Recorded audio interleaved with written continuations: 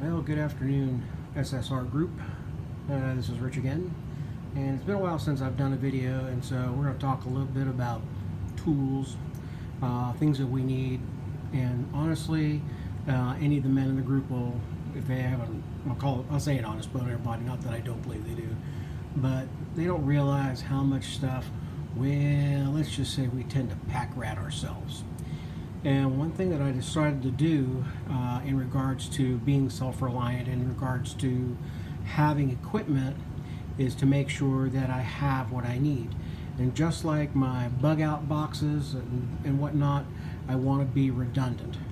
Now, I already have two full socket sets, which are not displayed here, but one at camp, one in my garage, which will go into one of my vehicles, so that no matter where I'm at, here or there, I'll have plenty of tools necessary socket-wise.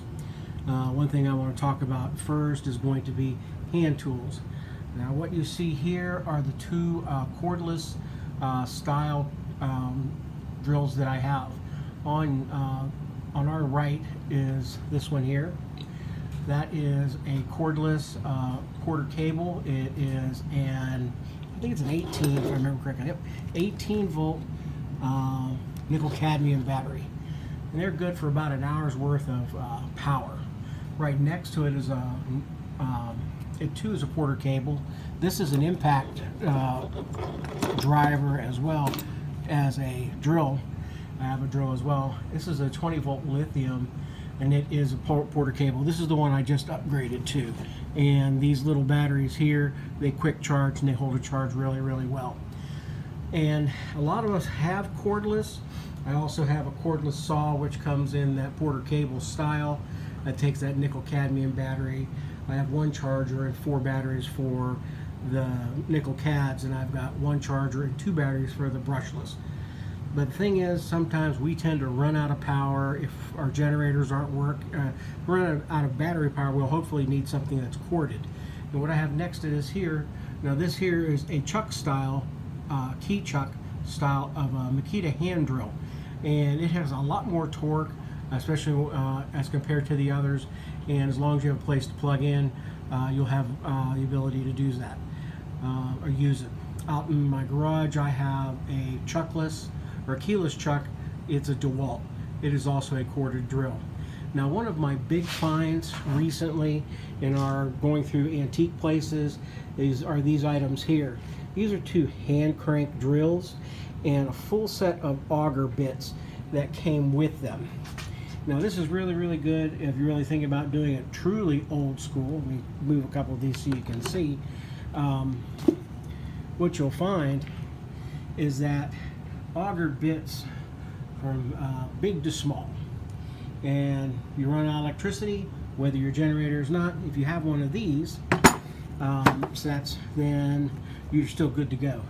And I'll give you a gander. These are the 2 hand cranks, and I've checked them both, make sure the sockets work and everything else, and they go with that set. I found them, believe it or not, at an antique store, and I think I paid 40 bucks for all of it. Now, what you're seeing here are multiple open end, some box end wrenches. These are varying SAE or standard English or metric style here as well. And what I'll do is I'm going to split it up into 2 sets, and I'll put them into, I've got multiple tool bags here. It's going to go into one of those tool bags. I just haven't decided yet. The other thing you want to try to make sure you have enough of are these. Now, this is a task force. That's a fractional tape measure. Now, if I remember correctly, if you read this tape measure, it breaks it down for you, so you don't have to say 1 line, 2 lines, 3 lines. You also have the ones that are also what are known as self-centering, where it tells you where the halfway point is in your tape from wherever you're measuring off to. You always want to get yourself a set of wire cutters. This is a wire cutter, wire stripper. I have it from one of my wiring sets that I have here at the house. And so I have a couple of those, so that's going to go into a kit. Now, this screwdriver here, this one here, it's made by, I'm trying to remember who it was.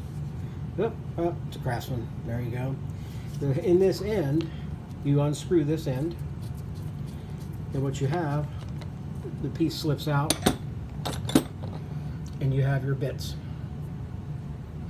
Okay? Now, depending on whether you click this down or not, is whether or not you have, say, whether it can go one way or the other, like a ratchet. Okay? So it'll be forward or reverse. A little tricky to handle. Once you get used to it, it's not too bad. Razor knives. Can't ever tell you more about these. Okay? This is standard Stanley razor knife. They're like a godsend.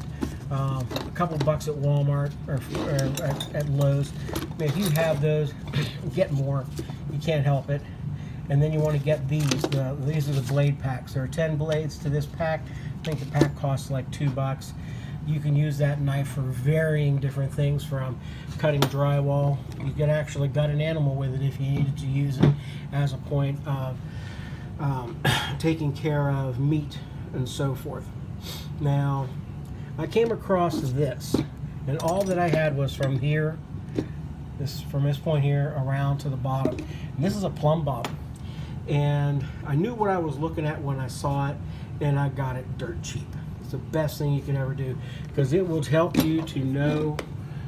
You just hang it like this from a string, and it tells you what's perpendicular. You want to make sure things are straight, no matter what angle you're standing at on a hill. That's the bad boy you want. Now, one of the things I've recently built is this apparatus. Now, you'll see here, this is a you would use it for in your car to add a cigarette lighter.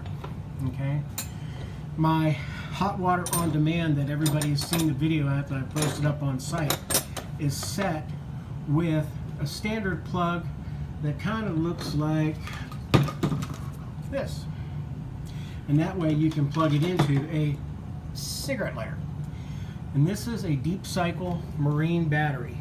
My niece worked for one of the local auto parts places, and this was a battery that was going out of date. They couldn't sell it as brand new, had never been used, holding a perfect charge. I bought it for pennies on the dollar what it would cost me if I'd have bought it outright. And deep cycle batteries are the things you want to use for solar. If you got solar systems you're thinking about, you're looking at a deep cycle battery. That's a marine battery, golf cart battery. They do make solar batteries. They're very expensive. This is an acid battery, so if you have it in somewhere enclosed, you need that place to be ventilated for safety's sake and reason. Okay, it has the normal posts like you would see in your car. It also has 2 screw mount posts, which I have wired to this socket. And now let's just see how well it is maintained. Now this here is, we'll plug this in, okay, and that's plugging into this CB radio, and voila, power. Okay, it's not going to go off down here because I'm not going to squawk the mic, but as you can tell on the indicator, it works. Okay, and that's channel 9. Don't want to mess with that if I can help it. Okay, we're going to take that off of channel 9. There's 19 for all you truck driver friends out there. But that's that. Now, if you'll turn it off, one other thing you can do is, you'll see there's this red clamp, black clamp here. It comes to this kind. Now, if you have a battery in a car you want to use, but you don't want to take the battery out, you unplug this. You attach those onto the terminals, negative and positive, as you would normally do. Now, I've plugged this, the CB radio, you can tell the green indicator light tells you if it's working or not.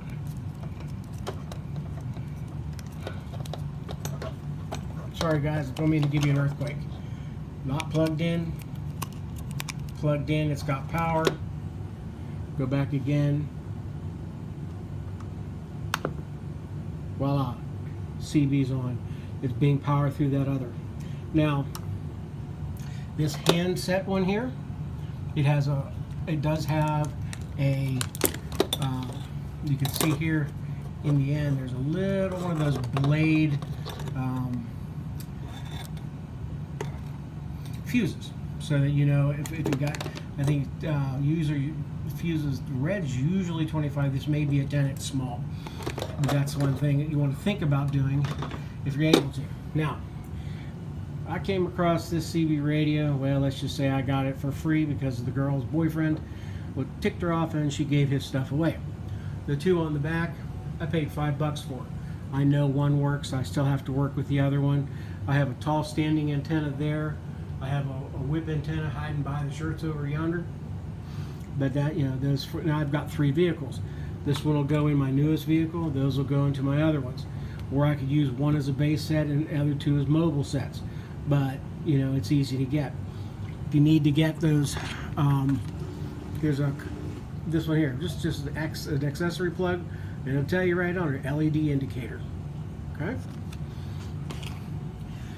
If you come across these, scavenge these, you find pocket knives laying around, you can't have enough of them. Let's see, this one here just says it's a fish knife. But it's, you know, any knife that you can get a hold of and keep a hold of, I usually do. I